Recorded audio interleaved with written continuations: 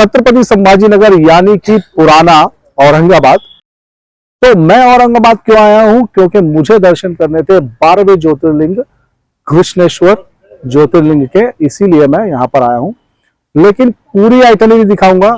अगर आप औरंगाबाद आते हैं तो आप क्या क्या घूम सकते हैं, तो बने रहिए मेरे साथ और सब कुछ बताऊंगा औरंगाबाद यानी कि छत्रपति संभाजी नगर के बारे में।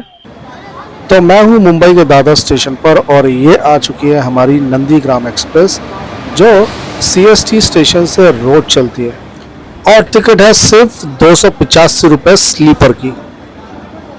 सिर्फ 6.5 घंटे का सफर पूरा कर फाइनली हम पहुंचेंगे छत्रपति संभाजी नगर स्टेशन। तो मैं पहुंच चुका हूं स्टेशन पर और अभी बजे हैं रात के 12। तो यहां से ऑटो ले लिया है हमने और ऑटो लेके पहुंचेंगे हम घृष्णेश्वर मंदिर परिसर के पास, जहां पर मैंने पहले से ही एक होटल बुक कर रखा है। होटल की सारी डिटेल्स आपको मैं आगे बताऊंगा, तब तक बने रहिए। छत्रपति संभाजी नगर स्टेशन से आप वेरुल आएंगे और वेरुल में यहाँ पर आपको इजीली अकोमोडेशन मिल जाएगी। काफ़ी अफोर्डेबल होटल्स है यहाँ पर। होम स्टे स्टाइल यहाँ पर है। लोगों ने, गांव में जो लोग रहते हैं उन्होंने ही ये इस तरह के होम स्टेज बनाए हुए हैं और लगभग 1500 से 2000 के बीच में आपको AC रूम मिल जाएगा और लगभग 1000 से 1500 के बीच में नॉन AC रूम। तो इस तरह से यहाँ पे काफ़ी सारे आपको होम स्टेज मिल जाएंगे आसपास में। तो क्योंकि हम लोग रात को यहाँ पहुँचे थे तो हम सुबह यहाँ दर्शन के लिए जा रहे हैं। अब नहा धोकर हम लोग तैयार है, तो चलिए चलते हैं घृष्णेश्वर महादेव के मंदिर और करते हैं दर्शन। हर हर महादेव। तो वैसे तो मंदिर जाने के लिए रिक्शा करने की ज़रूरत नहीं, लेकिन रिक्शा हमने पहले से बुक करके रखा है, इसीलिए हम उसका इस्तेमाल तो बिल्कुल कर रहे हैं। तो चलिए चलते हैं मंदिर परिसर में।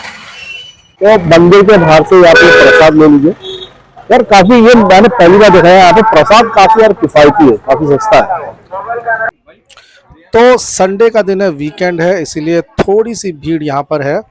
लेकिन मैं बताऊंगा जितने भी ज्योतिर्लिंग मैंने किए हैं उनमें से सबसे कम भीड़ यहाँ पर है। यहाँ तो मोबाइल लेके नहीं आ सकते क्या अंदर? इधर जमा करना पड़ता है। कितना पैसा है इधर जमा करने का? 10 रुपया। वीकेंड होने के बावजूद भी यहाँ पर भीड़ इतनी नहीं है और 1 घंटे के अंदर हम दर्शन करके बाहर आ चुके हैं।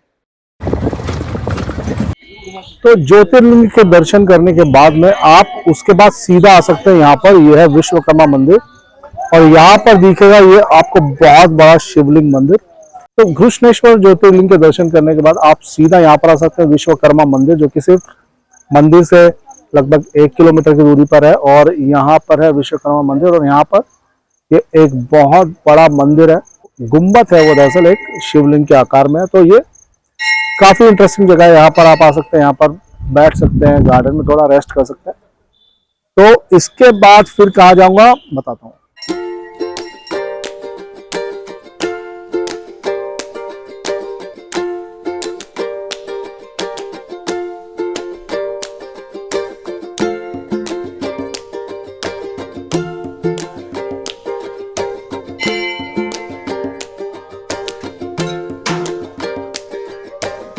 फिलहाल शुरू करते हैं। जो मेरे पीछे जगह देख रहे हैं इसे तीर्थ कुंड कहते हैं। सो दरअसल घृष्णेश्वर ज्योतिर्लिंग की स्थापना यहां से ही हुई थी। कहा जाता है कि बहुत पहले एक राजकुमारी थी जिसका नाम था घृष्णा।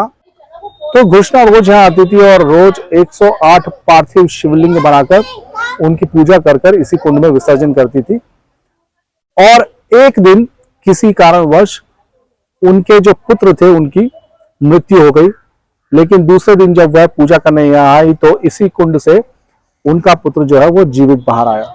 बस उनकी पूजा को देखकर यहाँ पर शंकर जी प्रकट हुए और उन्होंने घृष्णा से कहा कि वरदान मांगे। घृष्णा ने शंकर भगवान से यहीं पर स्थापित होने का वरदान मांगा। बस घृष्णा के नाम से ही घृष्णेश्वर ज्योतिर्लिंग की स्थापना होती है। तो चलिए चलता हूं और दिखाऊंगा। यहाँ पर छत्रपति संभाजी नगर में बहुत कुछ है।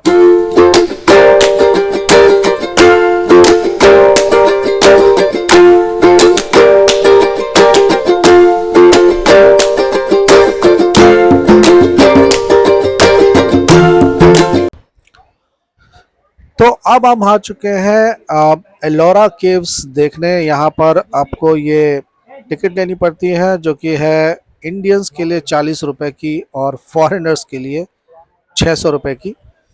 तो 40 रुपए वाली टिकट जो कि हम हैं हिंदुस्तानी, तो हम टिकट लेकर आ चुके हैं अंदर केव्स के। तो भाई ये केव्स यार एकदम अजूबा है यार। यहाँ पर इतनी भीड़ थी संडे के दिन, और बिल्कुल भी मुझे इस बात से आश्चर्य नहीं हुआ कि यहाँ पर भीड़ क्यों है, क्योंकि ये सच में मस्ट विजिट डेस्टिनेशन है जो आपको यहाँ पे आना ही चाहिए अगर आप छत्रपति संभाजी नगर में है। दीवारों पर बनाई हुई बहुत खूबसूरत तस्वीरें, और ये 20 के नोट वाली एलोरा केव्स की फोटो यहाँ पर आप चेक कर सकते हैं। बहुत ही अद्भुत है ये यार। ये ऊपर से पहाड़ को काटकर नीचे तक इन्हें तराश कर बनाया गया है, और ये बहुत ही सुंदर है। मैंने सारी गुफाएं तो नहीं देखी, लेकिन मैं स्पेसिफिकली गया था कैलाश मंदिर देखने, और मैं बस वही घूमकर वापस आ गया, क्योंकि यहाँ पर भाई हमें होने थे भोलेनाथ के दर्शन। बस तो 2 घंटे स्पेंड करने के बाद हम वापस बाहर आ गए, और फिर बाजार से होते हुए हम निकल गए अपनी अगली मंजिल की तरफ। तो नज़ारे देखिए और बने रहिए। तो हल्की फुल्की पेट पूजा करने के बाद यहाँ पर मैंने थोड़ा पानी पूरी खाई, और वहाँ से हम चले अपनी अगली मंजिल जो कि थी भद्रा मारुति मंदिर, जो कि बहुत ही सुंदर मंदिर है। यहाँ पर आना तो डेफिनेटली ज़रूरी है अगर आप छत्रपति संभाजी नगर में आते हैं। तो यहाँ पर हनुमान जी जो है वो सोते हुए यहाँ पर उनकी मूर्ति है, और ये मंदिर दिखने में काफ़ी सुंदर है। तो जब भी अगर आप यहाँ आए तो यहाँ पर भद्रा मारुति के दर्शन करने अवश्य आए। तो भद्र मारुति के मंदिर में हमने काफ़ी टाइम स्पेंड किया, क्योंकि हम थक गए थे थोड़ा। वहाँ पर बैठकर आराम किया, क्योंकि वहाँ पर जो शांति की जो अनुभूति होती है यार, मैं बता नहीं सकता आपको। और उसी के बाहर यहाँ पर शनि महाराज भी विराजमान है, तो अगर आप चाहें तो वहाँ पर उन्हें तेल चढ़ा सकते हैं। और उसके बाद हम सीधे पहुँचे ये मिनी ताजमहल देखने, जो कि है बीबी का मकबरा, यानी कि औरंगजेब की बीवी का मकबरा, जो कि एक तरह से कब्र ही है। कहते हैं कि ये बिल्कुल ताजमहल जैसा है। तो आप ही बताइए, क्या ये ताजमहल जैसा है या ताजमहल से अच्छा है? यार मुझे तो लगता है कि आगरा के ताजमहल जैसा तो बिल्कुल नहीं है। तो बस इसी के साथ हमने अपनी यात्रा ख़त्म की, और मैंने गिलहरी को थोड़ा पानी वानी पिलाया, और निकल गए वापस अपने घर की तरफ। तो वीडियो कैसा लगा कमेंट्स में बताइए, वीडियो को लाइक कीजिए, और नए हैं तो चैनल को सब्सक्राइब कीजिए। तब तक के लिए बाय बाय।